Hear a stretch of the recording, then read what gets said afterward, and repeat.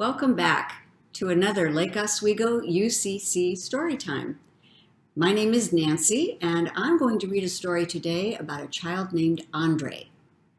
Maybe some of you know someone named Andre. Tommy and Janie, I know you have a brother with that name. Well, this is a story about Andre's new day.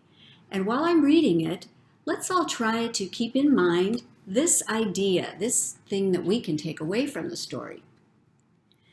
My true self is ever new. I am eternal, light, love, and joy.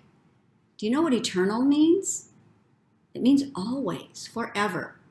So I'll say this one more time. My true self is ever new. I am eternal, light, love, and joy. This is the story of Andre's new day. Yesterday had not been good at all. He had such high hopes, and nothing turned out the way he wanted. Andre remembered how awful he had felt when he went to sleep last night, and now he just stared at the ceiling and felt awful again. Suddenly, his mom came into the room, as she always did at 7 o'clock in the morning, and she opened the curtains. "Good morning, it's pancake time," she said cheerfully. Andre groaned and rolled over. His mom sat on the side of his bed and gently asked, "Do you still feel bad about yesterday?" "Yeah," Andre nodded. "Well, I can understand how you feel, but it's a new day. Every day is a new beginning, Andre." She gave his back a pat and left the room. And Andre thought about what his mom had said as he got dressed and ate his pancakes.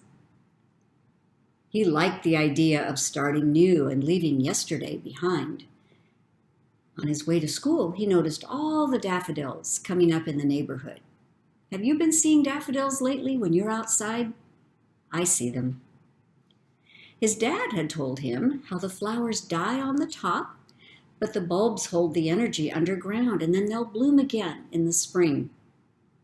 This year, there were even more than last year. As Andre walked, he tried to think about making this walk to school new and different from all the other times he had walked this same route. Usually he looked down at his feet, but this time today he looked ahead. There were other kids walking to school, and he counted how many he could see. There were 7 on this side of the block and 4 on the other side. There was also a woman with a baby in a stroller and a dog on a leash, and they were all starting a new day. Andre stopped at the corner, and a squirrel dashed up a tree right next to him. He knew that squirrels hibernate during the winter and come out again in the spring. This one disappeared into a hole in the tree, so Andre wondered if it had babies in there. Maybe you've been seeing more squirrels too. Then his watch beeped for 8 o'clock. 15 minutes to get to school. The thought came into his mind that this new hour was another new beginning.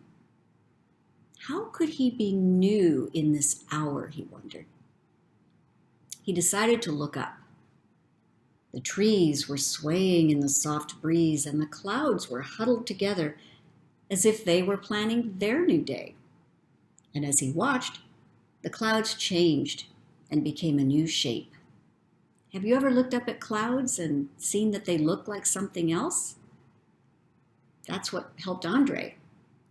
Then he took the next block at a fast run and felt the cool air on his face.